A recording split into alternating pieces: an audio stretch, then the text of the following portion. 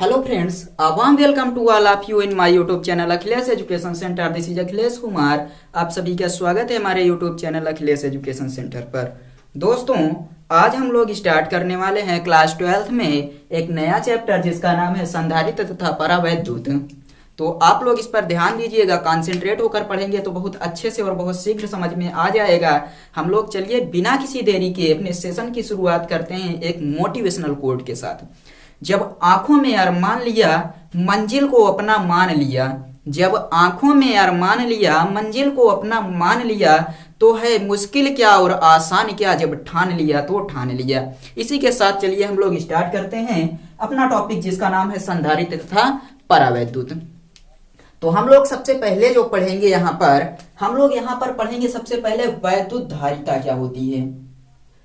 वैद्युत धारिता, तो देखिए हमारे पास कोई भी चालक है तो उस चालक में जो आवेश धारण करने की क्षमता होती है उसी को हम लोग क्या कहते हैं, धारिता कहते हैं। मतलब किसी चालक द्वारा आवेश धारण करने की क्षमता को वैद्युत धारिता कहते हैं।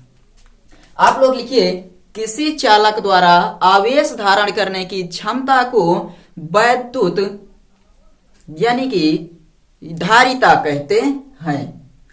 वैद्युत धारिता आप सबके समझ में आया कि किसी भी चालक द्वारा जो आवेश धारण करने की क्षमता होती है उसी को हम लोग धारिता कहते हैं, वैद्युत धारिता कहलाती है। अथवा हम लोग कह सकते हैं कि जब किसी चालक को आवेश दिया जाता है, कोई ये चालक है, हम लोग इस पर आवेश देंगे तो इसका वैद्युत विभव क्या होगा, बढ़ने लगता है। जब किसी चालक को आवेश दिया जाता है तो उसका वैद्युत विभव बढ़ने लगता है। माना किसी चालक को क्यों आवेश दिए जाने से वैद्युत विभव में होने वाली वृद्धि V है, तो कहते हैं हम लोग कि जो चालक की धारिता होती है C बराबर Q बाई V। आवेश धारण करने की क्षमता, किसी भी चालक को दिया गया आवेश Q तथा चालक के विभव में होने वाली वृद्धि V के अनुपात को चालक की वैद्युत धारिता कहते हैं। जब किसी चालक को आवेश दिया जाता है तो चालक का वैद्युत विभव बढ़ने लगता है। माना किसी चालक को क्यों आवेश देने से उसके विभव में वृद्धि V होती है तो धारिता C बराबर Q बाई V हो जाएगी। ये हो गया धारिता की जो दूसरी परिभाषा है। तो इसे हम लोग लिखते हैं कूलाम से और इसको लिखते हैं वोल्ट से, कूलाम प्रति वोल्ट, अथवा इसे हम लोग कह सकते हैं फैराड भी, फैराड। तो आई थिंक आपको समझ में आया होगा कि आप बता सकते हैं किसी चालक को जब आवेश दिया जाता है तो उसके विभव में वृद्धि होने लगती है। यदि चालक को क्यों आवेश देने से चालक के विभव में V वोल्ट की वृद्धि होती है तो चालक की धारिता C बराबर Q बाई V कूलाम प्रति वोल्ट या फिर फैराड होगी। अब मान लीजिए हम लोग 1 फैराड की परिभाषा लिखना चाहें तो कह देंगे कि जो चालक है उसको यदि 1 कूलाम आवेश देने पर उस चालक के विभव में होने वाली वृद्धि 1 वोल्ट हो तो चालक की धारिता 1 फैराड होती है। चालक को दिया जाने वाला आवेश 1 कूलाम हो तथा चालक के विभव में होने वाली वृद्धि 1 वोल्ट हो, यानी कि चालक में 1 कूलाम आवेश देने पर यदि चालक के विभव में 1 वोल्ट की वृद्धि होती है तो हम लोग चालक की धारिता 1 फैराड कहते हैं कि 1 फैराड इसकी धारिता है। और एक परिभाषा दे सकते हैं कि जो चालक की धारिता होती है, चालक की धारिता C, चालक को दिए गए आवेश Q, चालक की जो धारिता होती है या फिर चालक के विभव में होने वाली वृद्धि चालक को दिए गए आवेश के अनुक्रमानुपाती होती है। चालक को जब हम लोग आवेश देते हैं क्यों, तो हम लोग क्या मान लेते हैं कि इसके विभव में क्या वृद्धि हो रही है, V, और क्यों आवेश देने पर यहाँ पर हो जाएगा CV और C बराबर Q बाई V कूलाम प्रति वोल्ट या फिर फैराड। ये एक परिभाषा निकल कर आती है कि चालक को क्यों आवेश देने पर यदि चालक के विभव में होने वाली वृद्धि V वोल्ट हो तो चालक की धारिता C होती है। और किसी चालक को जो क्यों आवेश दिया जाता है वो उसके विभव में होने वाली वृद्धि के अनुक्रमानुपाती होता है,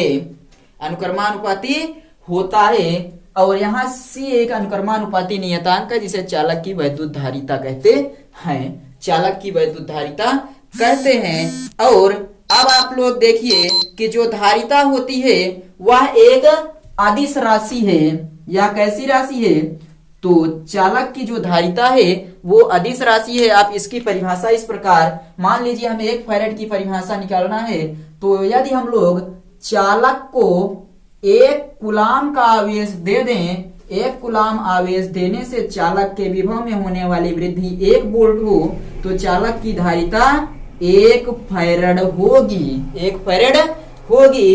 अब हम लोग इसके बारे में कुछ नोट पॉइंट लिख लेते हैं। तो आप लोग पहला पॉइंट यही लिखेंगे कि यह एक अदिश राशि है। दूसरा, यदि किसी चालक को 1 कूलाम आवेश देने पर चालक के विभव में होने वाली वृद्धि 1 वोल्ट हो, तो चालक की धारिता 1 फैरेड होती है। और 1 माइक्रोफैरेड बराबर 10⁻⁻⁶ फैरेड और 1 नैनो फैरेड बराबर 10⁻⁹ फैरेड लिख लीजिए। और पिको फैरेड की बात आप लोग बताएंगे, 1 पिको फैरेड बराबर 10⁻⁻15 फैरेड हो जाएगा, लिख लीजिए। अब हम लोग यहाँ पर चर्चा करते हैं बद्ध इलेक्ट्रॉन क्या होता है।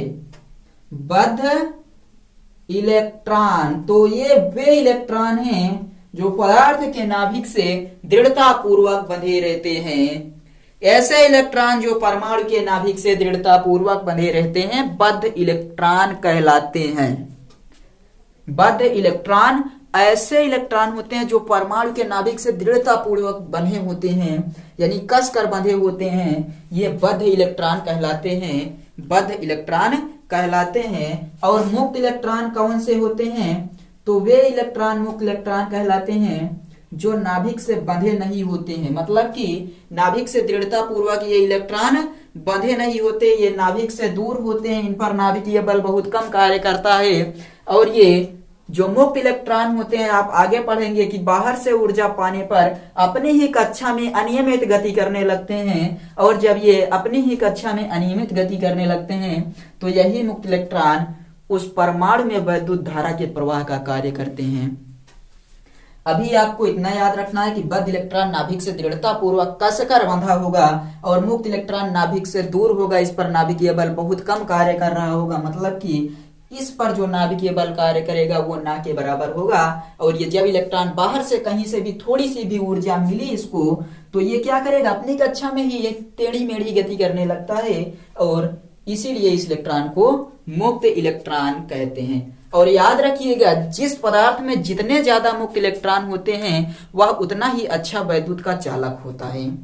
मुक्त इलेक्ट्रॉनों की संख्या वैद्युत चालन करने के कार्य का, जो वैद्युत चालन का कार्य होता है उसके अनुक्रमानुपाती, यानी जितने भी मुक्त इलेक्ट्रॉन अधिक होंगे किसी चालक में, वैद्युत धारा का प्रवाह उतना ज्यादा होगा, उसमें उतना ही अच्छा चालक कहलाएगा। परावैद्युत पदार्थ किसे कहते हैं, तो परावैद्युत पदार्थ जो होता है ये ऐसे पदार्थ होते हैं जिनमें मुक्त इलेक्ट्रॉन नहीं पाए जाते हैं, या जो इलेक्ट्रॉन पाए जाते हैं वो नाभिक से दृढ़ता पूर्वक बंधे होते हैं। तो वे सभी पदार्थ, परावैद्युत पदार्थ की परिभाषा में आप लोग लिखेंगे कि वे सभी पदार्थ जो परमाणु के नाभिक से दृढ़ता पूर्वक बंधे होते हैं, या फिर जिसमें मुक्त इलेक्ट्रॉन नहीं पाए जाते, केवल बद्ध इलेक्ट्रॉन पाए जाते हैं, परावैद्युत पदार्थ कहलाता है। परावैद्युत पदार्थ किसे कहेंगे, तो आप लोग बताएंगे कि वे पदार्थ जिनमें मुक्त इलेक्ट्रॉन नहीं पाए जाते अथवा जो इलेक्ट्रॉन पाए जाते हैं वो नाभिक से दृढ़ता पूर्वक बंधे रहते हैं, इसलिए ऐसे पदार्थों को हम लोग बोलते हैं परावैद्युत पदार्थ। परावैद्युत पदार्थ जैसे कांच हो गया परावैद्युत पदार्थ का उदाहरण। अब परावैद्युत पदार्थ जो है इसको हम लोग 2 कैटेगरी में बांट कर पढ़ते हैं। एक का नाम है आध्रुवीय परावैद्युत पदार्थ, आध्रुवीय परावैद्युत पदार्थ, और जो दूसरा है उसको हम लोग बोलते हैं ध्रुवीय परावैद्युत पदार्थ, ध्रुवीय परावैद्युत पदार्थ। तो आई थिंक आप सबको अभी तक क्लियर हुआ होगा कि ध्रुवीय परावैद्युत पदार्थ और अध्रुवीय परावैद्युत पदार्थ, ये जो परावैद्युत पदार्थ है जिसमें मुक्त इलेक्ट्रॉन नहीं पाए जाते हैं उसका पार्ट है। ध्रुवीय परावैद्युत पदार्थ क्या होता है, अब हम लोग चर्चा कर लेते हैं कि ऐसे परावैद्युत पदार्थ जिसमें धनावेशित तथा नाभिक, धनावेशित नाभिक तथा एक इलेक्ट्रॉन जो होते हैं, क्या लिखेंगे आप लोग, इधर ध्यान दीजिएगा, ऐसे परावैद्युत पदार्थ जिनमें धनावेशित नाभिक और इलेक्ट्रॉन एक दूसरे के बिंदुवत होते हैं अध्रुवीय पदार्थ कहलाते हैं। इसमें कौन कौन होगा, तो जो धनावेशित नाभिक है, धनावेशित नाभिक जिसमें प्रोटॉन और न्यूट्रॉन होंगे तथा इलेक्ट्रॉन एक दूसरे से कैसे होंगे, बिंदुवत होते हैं, एक दूसरे से बिंदुवत, तो उनको हम लोग बोलेंगे अध्रुवीय परावैद्युत पदार्थ। और ध्रुवीय परावैद्युत पदार्थ को हम लोग कैसे बोलेंगे, इसमें जो धनावेशित नाभिक होगा, आप इसका उदाहरण दे सकते हैं जैसे कांच हो गया, प्लास्टिक हो गया इत्यादि। और ध्रुवीय परावैद्युत पदार्थ ऐसे पदार्थ जिसमें धनावेश तथा नाभिक एक दूसरे के बिंदुवत नहीं होते, मतलब एक दूसरे से दूर होते हैं। तो यहाँ पर जो पॉजिटिव होता है, पॉजिटिव और यानी पॉजिटिव नाभिक न्यूक्लियस जिसको बोलते हैं धनावेशित नाभिक, धनावेशित नाभिक और इलेक्ट्रॉन ये कैसे होते हैं, तो धनावेशित नाभिक और एक इलेक्ट्रॉन एक दूसरे से दूर दूर होते हैं। इसका उदाहरण आप HCl दे सकते हैं। और इसका एग्जाम्पल आप लोग क्या देंगे, तो इसका एग्जाम्पल हो जाएगा प्लास्टिक और कांच इत्यादि। इस प्रकार से आप लोग समझ सकते हैं कि अध्रुवीय पदार्थ धनावेशित नाभिक और इलेक्ट्रॉन बिंदुवत होंगे पास पास। ध्रुवीय पदार्थ परावैद्युत पदार्थ में धनावेशित नाभिक और इलेक्ट्रॉन एक दूसरे से दूर होते हैं। तो आप लोग ये समझ गए हैं या नहीं बताइए, क्योंकि आप लोगों को एक बार ये क्लास में भी पढ़ाया गया होगा। तो आई थिंक आप सब लोग इस फ्लो के माध्यम से अच्छे से समझ पा रहे होंगे। चलिए अब हम लोग इसके आगे देखते हैं। इसके आगे अब हम लोग देखते हैं कि परावैद्युत पदार्थ की सामर्थ्य क्या होती है। ये जो परावैद्युत पदार्थ होता है इसकी सामर्थ्य क्या होती है। तो आप लोग परावैद्युत पदार्थ को यहाँ पर देख पा रहे हैं कि धनावेशित और इलेक्ट्रॉन, धनावेशित और इलेक्ट्रॉन, मतलब दो चीजें हैं यहाँ पर, धनावेशित और नाभिक और इलेक्ट्रॉन है। तो इसकी सामर्थ्य का मतलब ये है कि ये जो परावैद्युत पदार्थ होता है वो बाह्य वैद्युत क्षेत्र में जब रख दिया जाता है, बाह्य वैद्युत क्षेत्र में रख दिया जाता है, तो यहाँ पर जो धनावेशित नाभिक है और इलेक्ट्रॉन है एक दूसरे से दूर जाने लगते हैं। क्या होता है, जब इसको किसी बाह्य वैद्युत क्षेत्र में रख देंगे परावैद्युत पदार्थ को, तो यहाँ परावैद्युत पदार्थ लिखिए आप लोग। परावैद्युत पदार्थ को जब आप लोग किसी बाह्य वैद्युत क्षेत्र में रख देंगे तो उसमें जो धनावेश होगा और ऋणावेश होगा वो एक दूसरे से दूर जाने लगेंगे। एक दूसरे से क्या होगा, दूर जाने लगेंगे, यानी धनायनों और ऋणायनों के बीच की दूरी बढ़ने लगती है। अब ये जो दूरी बढ़ रही है, इन दोनों के बीच की जो दूरी बढ़ने लगती है, तो बाह्य वैद्युत क्षेत्र में रखा गया जो परावैद्युत पदार्थ है उसमें धनायनों और ऋणायनों के बीच की वह अधिकतम दूरी जहां तक दोनों पदार्थ अपने आप को धनायन और ऋणायन अलग होने से बचाए रखते हैं, अलग होने से बचाए रखते हैं, परावैद्युत पदार्थ की सामर्थ्य कहलाती है। मतलब एक बार फिर से समझिए, HCl है आपके पास, H प्लस Cl माइनस है, ये किसी ऐसे बाह्य वैद्युत क्षेत्र में रखा गया है।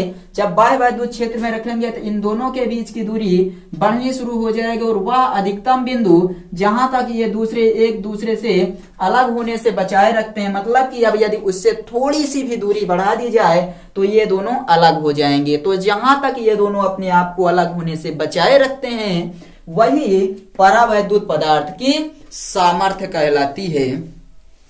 परावैद्युत पदार्थ की सामर्थ्य कहलाती है। अगला टॉपिक है भंजक विभवांतर। भंजक विभवांतर का मतलब होता है कि ये दोनों एक दूसरे से अलग हो रहे हैं। वैद्युत क्षेत्र में लगाया गया वह अधिकतम विभवांतर जहां से ये दोनों अलग हो जाते हैं।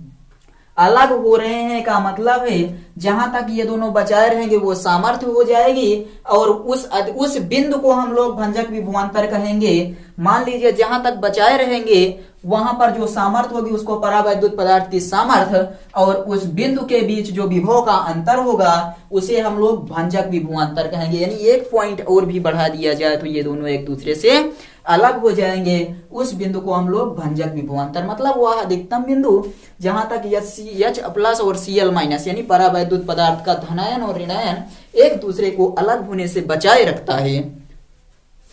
मतलब एक पॉइंट और बढ़ा दिया जाए तो दोनों अलग हो जाएंगे, उसी के बीच का जो विभवांतर होता है उसी को हम लोग भंजक विभवांतर कहते हैं। तो आई थिंक भंजक विभवांतर अच्छे से समझ में आ गया होगा। और विलगित चालक एक होता है, विलगित चालक ये क्या होता है? तो ये एक ऐसा चालक है जिसका किसी भी दूसरे चालक से कोई संबंध नहीं होता है। निर्वात में एक गोला आप रख दीजिए, इस गोले का किसी दूसरे चालक से कोई संबंध नहीं है, इसलिए इसको हम लोग कहेंगे कि ये क्या है? विलगित चालक है। विलगित चालक का मतलब क्या होता है? एक ऐसा चालक जिसका किसी दूसरे चालक से कोई संबंध ना हो। उदाहरण आप दे सकते हैं कि निर्वात में रखा गया एक धातु का गोला, समझ में आया? विलगित चालक क्या होता है? तो विलगित चालक एक ऐसा चालक जिसका किसी दूसरे चालक से कोई भी संबंध नहीं होता है, उसे हम लोग विलगित चालक कहते हैं। तो इसको नोट कर लीजिए कि विलगित चालक का उदाहरण है धातु का गोला जो कि निर्वात में रखा गया है। तो चलिए अब हम लोग देखते हैं विलगित गोलीय चालक की धारिता। विलगित गोलीय चालक की धारिता क्या होती है? अब आप लोग समझ चुके हैं कि जो अपना विलगित गोला है यानी कि विलगित चालक है वो क्या होता है। तो निर्वात में रख दीजिए कोई धातु का गोला, यानी ऐसा चालक जिसका किसी दूसरे चालक से कोई संबंध ना हो, उसे हम लोग विलगित चालक कहते हैं। यहां पर हम लोग अब निकालेंगे विलगित गोलीय चालक की धारिता। विलगित गोलीय चालक की धारिता माना हमारे पास एक विलगित गोलीय चालक है जिसकी त्रिज्या a है और इसे हम लोग Q आवेश देते हैं, तो आवेश इस चालक के संपूर्ण सतह पर वितरित हो जाता है। क्योंकि आप लोग जानते हैं कि जो आवेश दिया जाएगा तो वो चालक की सतह पर ही वितरित होता है। तो इस पर क्यों आवेश देने पर ये जो चालक पर दिया गया जो आवेश है ऐसे माध्यम में ये रखा गया है जिसका परावैद्युतांक K है। ये त्रिज्या का एक गोला धातु का है जो एक ऐसे माध्यम में रखा गया है जिसका परावैद्युतांक K है, और इस गोले को हम लोग देते हैं प्लस क्यू आवेश। तो ये प्लस क्यू आवेश गोले के संपूर्ण सतह पर समान रूप से वितरित हो जाता है। तो हम लोग निकालना है, मान लीजिए हम निकाल लेते हैं कि इस विलगित गोलीय चालक पर कितना विभव उत्पन्न हो रहा है। विलगित गोलीय चालक की सतह पर उत्पन्न विभव सबसे पहले हम ज्ञात करेंगे। विलगित गोलीय चालक की सतह पर उत्पन्न विभव V बराबर 1/4 पाई एप्सिलॉन नॉट, और यहां पर जो हमें दिया गया है आवेश Q और त्रिज्या है A। और आप लोग जानते हैं क्योंकि धारिता C बराबर Q बाई V, यहां हम लोग V का मान रखेंगे 1/4 पाई एप्सिलॉन नॉट के Q/A। देखिए ये अब हमें क्या होने वाला है प्राप्त, तो यहाँ पर हमें जो प्राप्त होने वाला है उसको आप लोग ध्यान से देखेंगे। C बराबर हमें प्राप्त होगा क्यों ये वाला, और देखिए इस वाले क्यों के बटे में यहाँ एक लिख सकते हैं, तो इस प्रकार हुआ, और इस वाले का गुणा इसमें हो जाएगा तो यहाँ क्यों आ जाएगा। क्यों आएगा या नहीं बताइए। और ये पूरा यहाँ पर आकर गुणा कर जाएगा। तो क्यों, और ये 4 पाई एप्सिलॉन नॉट के ए हो जाएगा, क्यों से क्यों कटा, C बराबर 4 पाई एप्सिलॉन नॉट के ए, और यहां पर आ जाएगा फैराड। ये हो गया विलगित गोलीय चालक की सतह पर उत्पन्न धारिता। विलगित गोलीय चालक की धारिता ज्ञात करने के लिए हम सबसे पहले मानते हैं कि हमारे पास कोई एक ऐसा गोला है जिसकी त्रिज्या a है तथा एक ऐसे माध्यम में रखा गया है जिसका परावैद्युतांक k है। इस गोले को प्लस क्यू आवेश दिया जाता है तो संपूर्ण गोले की सतह पर आवेश वितरित हो जाता है। और अब हम लोग ज्ञात करेंगे कि इस गोले पर कितना विभव उत्पन्न हो रहा है। विभव ज्ञात करने के बाद धारिता C बराबर क्यू बाई वी फार्मूला लगाकर हमें पता चल गया कि C बराबर 4 पाई एप्सिलॉन नॉट, और उसके बाद के ए। नोट पॉइंट में आप लोग यहाँ ध्यान दीजिए, नोट पॉइंट में आप देख सकते हैं कि जो चालक की धारिता है वो आवेश पर निर्भर कर रही है, तो आवेश पर निर्भर नहीं करती है। कितना भी आवेश दिया जाए, जो धारिता है वो आवेश पर निर्भर नहीं कर रही है। दूसरा पॉइंट, जो चालक की धारिता है वो किस पर, त्रिज्या पर निर्भर कर रही है या नहीं, तो निर्भर कर रही है। किस प्रकार, अनुक्रमानुपाती, जितनी ज्यादा त्रिज्या उतनी ज्यादा धारिता। तीसरा पॉइंट, यहां पर आप लोग को प्राप्त हो रहा है कि जो परावैद्युतांक है उस पर भी धारिता निर्भर करती है। धारिता परावैद्युतांक यानी कि के पर भी निर्भर करती है। और यहां देख रहे हैं आप लोग, विभव पर बताइए ये निर्भर कर रहा है कि नहीं।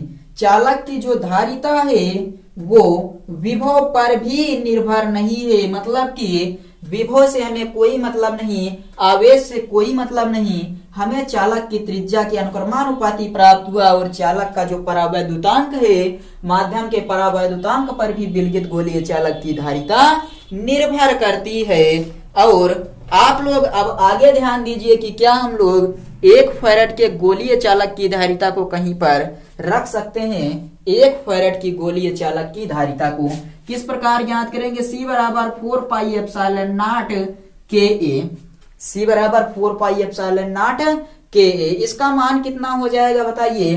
तो इसका मान निकल कर आएगा 1/9 गुणे 10 की घात 9, और यहाँ ए हो जाएगा या नहीं बताइए।